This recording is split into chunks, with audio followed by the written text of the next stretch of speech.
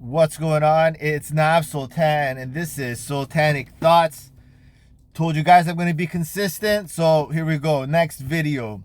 This video, it's going to be a video about breaking up. There's a lot of videos online about breakups, but I just want to share my own experience on how to get over breakups, what breakups are kind of doing to you, and how to turn breakups into an extraordinary opportunity for yourself.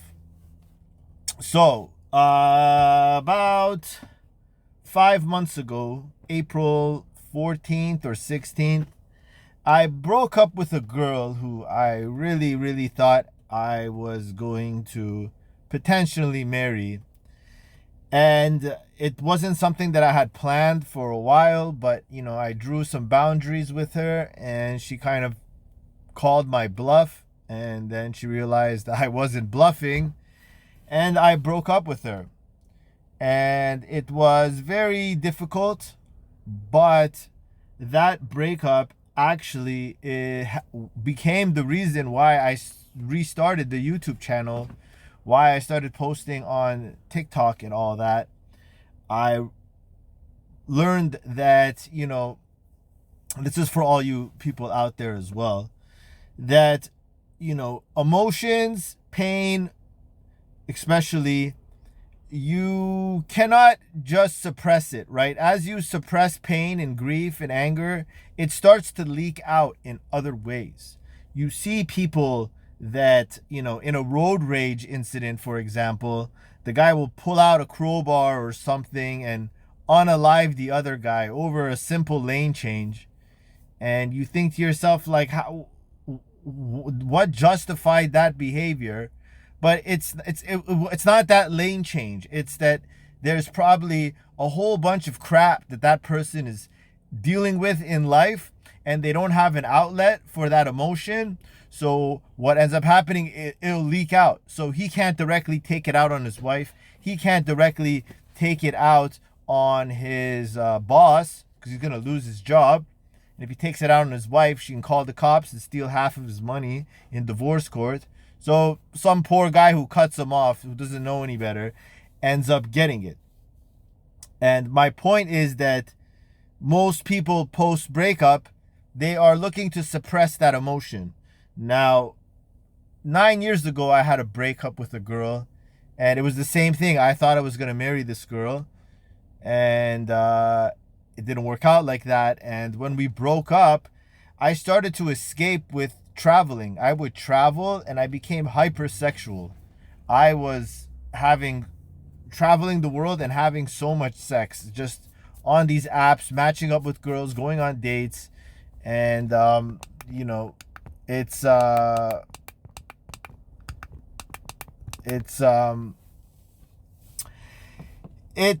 what ended up happening is that I never was able to get over this person, right?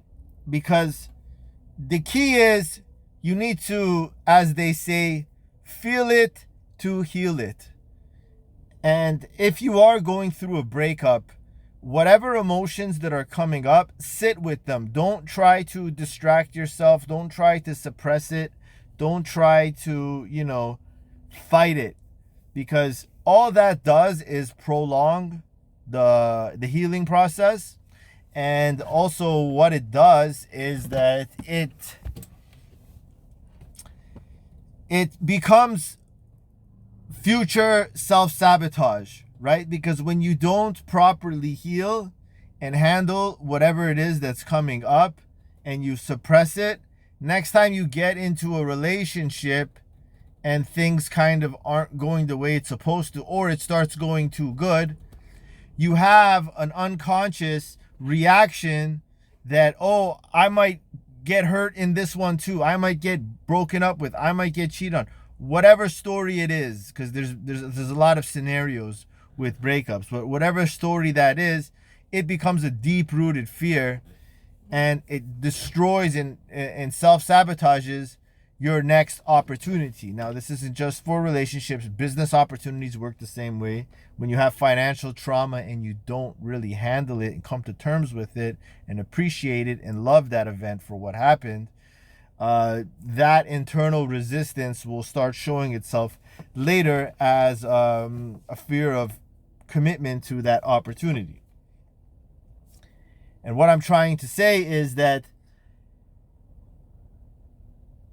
emotions have to be either expressed, or they will most likely be suppressed through coping, distractions, lies, chasing external validation, and dopamine. And I'm kind of splitting this around. I hope you guys understand what I'm trying to get to. But, when this breakup happened, this recent one, I didn't deal with it the same way I dealt with my other breakup 9 years ago. You know what I mean? I said, okay, I'm not going to start downloading dating apps. I'm not going to start distracting myself.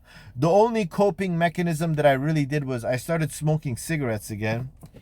And that's more had to do with just my nervous system being really out of tune, right? It needed something, because before, when you really, really love somebody and it's mutual, your presence, your physical connection, your physical,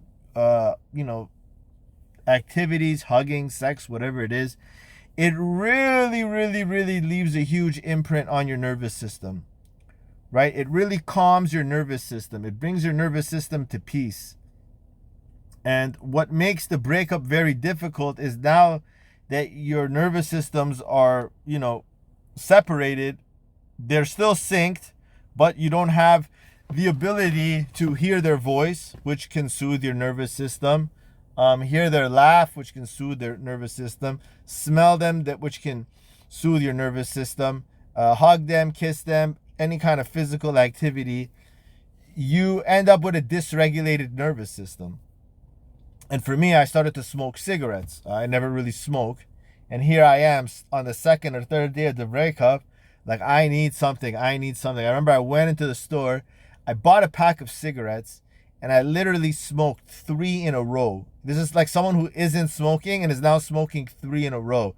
Because nothing was dealing with the dysregulation that I was experiencing at that moment. And, after 2 months, I kind of got off the cigarettes. And what's interesting is that since I used cigarettes as a coping mechanism, it's like there was this underlying pain that wasn't being processed. And I knew that when I quit smoking cigarettes, that pain that it was being kind of capped with the cigarettes, it was going to come up. And sure enough, it did. And as you know, with breakups, for those of you who've been through them, it comes in waves. There's some days you feel like, oh, I think the worst is over, and then boom, something hits you and you realize like, oh shit, I still have feelings for this person. And it's just a wave, you know what I mean, of grief and acceptance and grief and understanding and grief, and I think I'm okay in grief, and all these things that go on and on and on and on. And when I quit smoking, it all came back to me and it hit me hard. And I remember, like, after the second or third day, I started getting vivid dreams every night about this girl.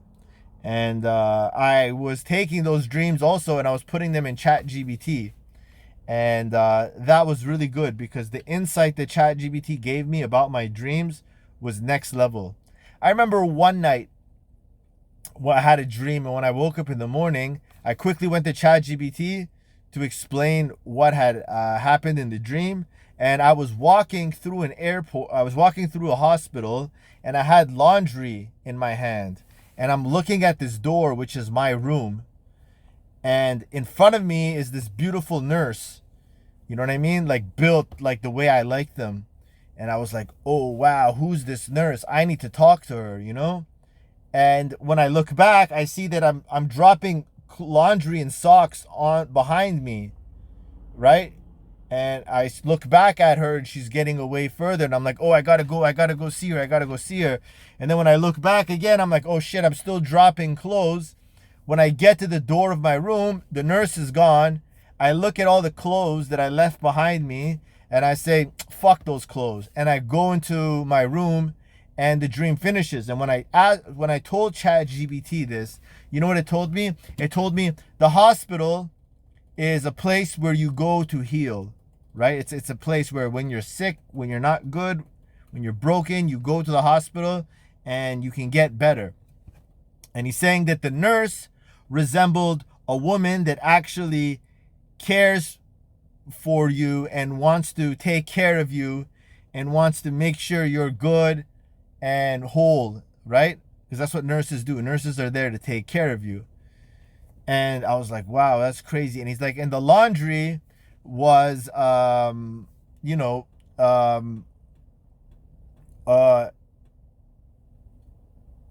what's the word I'm looking for? It symbolized your past, right? So as I'm trying to move forward and find and get close to this nurse, right? Because the nurse resembles an ideal partner, and she also symbolized qualities that my ex didn't have, that I broke up with, because I was like, I'm looking for these in a woman. You don't have them, so I'm good. And as I'm looking at my past, I'm losing opportunity with what I actually want in life.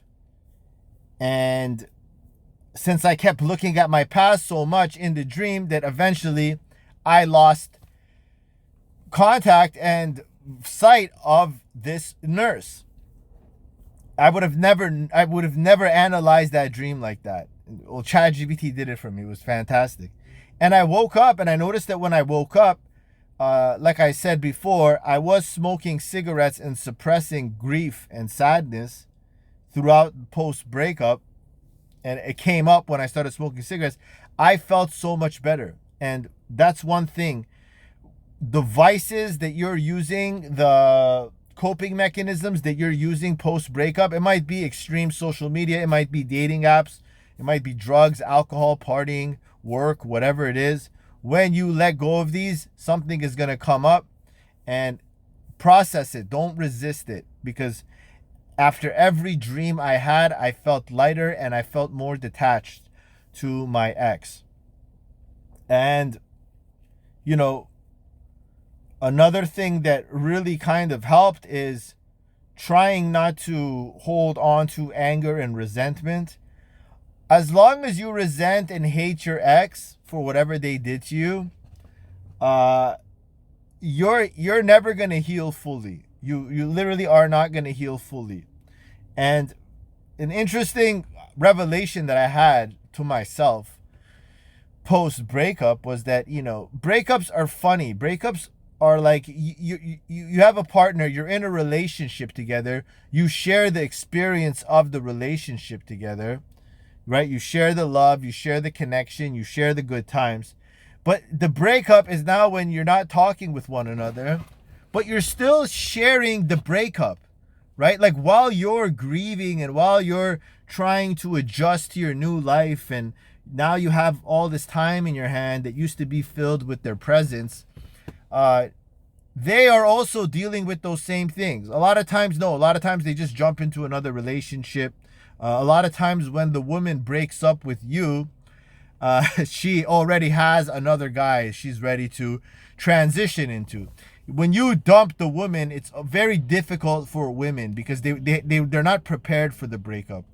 Women like to prepare themselves for the breakup, unless it's like they catch you cheating with their sister or something crazy.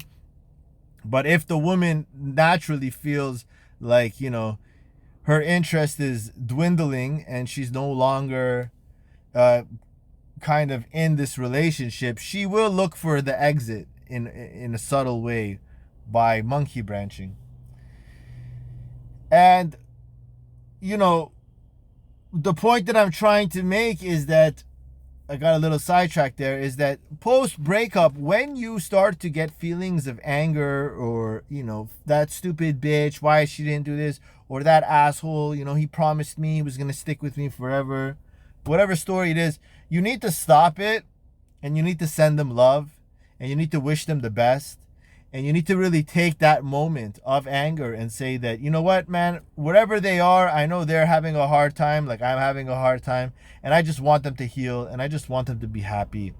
And the more you can do that, I find the easier the breakup gets, right? Because as long as you stay in anger, you will eventually not be able to break into the higher levels of emotion, which, ideally where you want to get to is acceptance. Through acceptance, you can detach, and you can get over, and you can move on with your life. When you really, really get to a point where you accept what happens, and you accept why that person is not good for you or ever will be good for you, and you can really accept that, I'm grateful for the good times, I'm grateful for everything that we had, and now it's over, but I believe that something better is coming from me. That's your only goal after a relationship, is to get to that point. You want to get to that point, because that is the freedom. That's where you can literally start healing, for lack of a better word, and put all this other stuff behind you. Because wasting, it's crazy.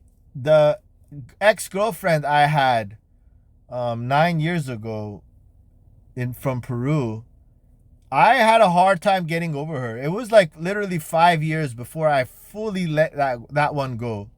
And it was like 5 years when I was like in my prime, when I was dealing with a lot of girls, 24, 25, like ready to settle down.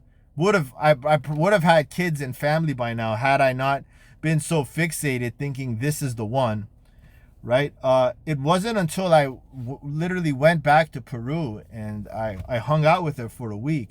And I remember halfway through the week, her giving me attitude about a window seat, right? And I was just like, yo, like, this girl was never perfect. This girl was never all that.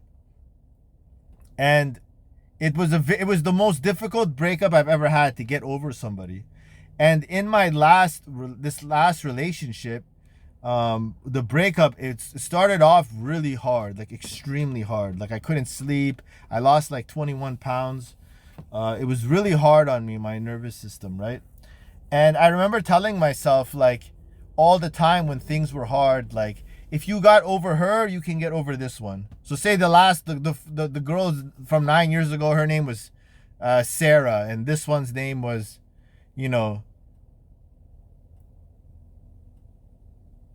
Kira, for example, right? I was like, if you can get over Sarah, you can get over Kira. If you can get over Sarah, you can get over Kira. And if you guys are currently going through a breakup that's extremely difficult, but you know that you had a relationship in the past that was a lot harder to let go, use that affirmation when times get tough. It'll give you a lot of hope. It'll give you a lot of strength, and it'll make it helped me a lot. It made things a lot more easier for me. You realizing that if I got over that one from 9 years ago, I can definitely get over this one, because that one was brutal. That one was a huge mindfuck. That breakup happened right after we did ayahuasca together. So that the DMT and the ayahuasca, it totally like reflared my neural pathways in my mind and my ego. It like destroyed my ego. It shattered my ego. And then on top of that, I had to deal with a breakup on top of it. It was not easy at all. It was a really hard and challenging time in my life, and I'm really grateful that I got through it. And and you have to really tell yourself that you'll be good in the end. It's funny, that girl from 9 years ago, I saw her picture with her new boyfriend, like randomly. I don't really like pay attention to her life, but for whatever reason, I was just scrolling through stories, and I saw her. It was her birthday, and I guess her boyfriend took a picture of them together. And I remember looking at it and feeling nothing, like literally feeling nothing. And what's funny is that I saw this picture about like a month or so after, or month or two after my last breakup. And I remember sitting there, it's like, wow, Like, I literally am looking at this girl who I literally thought she was gonna have my kids, and I was convinced that I was gonna marry, and she's with this other guy who doesn't compare, like, physically to me, in my opinion. And I would have never imagined her with this guy. I always held her at the highest standard. I always thought, like, the guys that I would be competing with to get this girl were gonna be like the best of the best of the best, which to me was funny and crazy. You see a lot of times the girls you really care about, who they end up settling with, and it's like you realize how much you pedestalize them in your own head. And I felt nothing. And I used that as an anchor. I used that as a real anchor, as in, like, wow, if you can get to this point of being indifferent, you're good, bro. It's gonna happen. Just be patient. And that's your goal. You're gonna go from attachment, where you currently are in the breakup, to detachment, right? Where you might still care for them and you might still have some feelings for them, but you can still function and you don't feel like you have to have this person. You know what I'm trying to say? To where you ideally want to get is through indifference. And indifference is, it's difficult to do, but when you do get to indifference, it's like it just doesn't matter. And when you get to indifference, you know, you can go wake up in the morning and, you know, realize that, oh, I haven't thought about this person all day. A couple days will go by. You're like, I haven't thought about this person.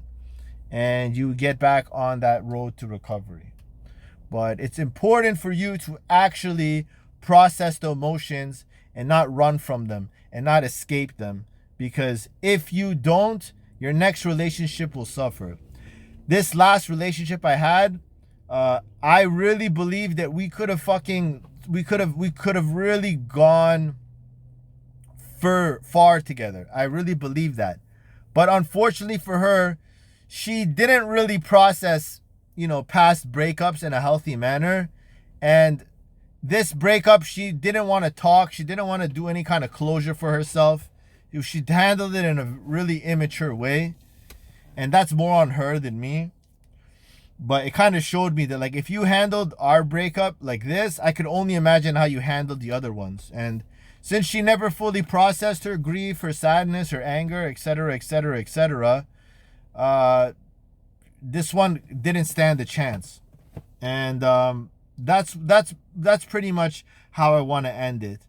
You handling the breakup in the right way, getting to that point of detachment and indifference, that point of forgiveness and acceptance, that's really going to set you up to go into your next relationship and have the best possible shot and opportunity at making it work and making it last. So guys, hope you liked the video. Nav Sultan, this is Sultanic Thoughts. I'm going to hit you guys up with another video probably in 2 days. Peace.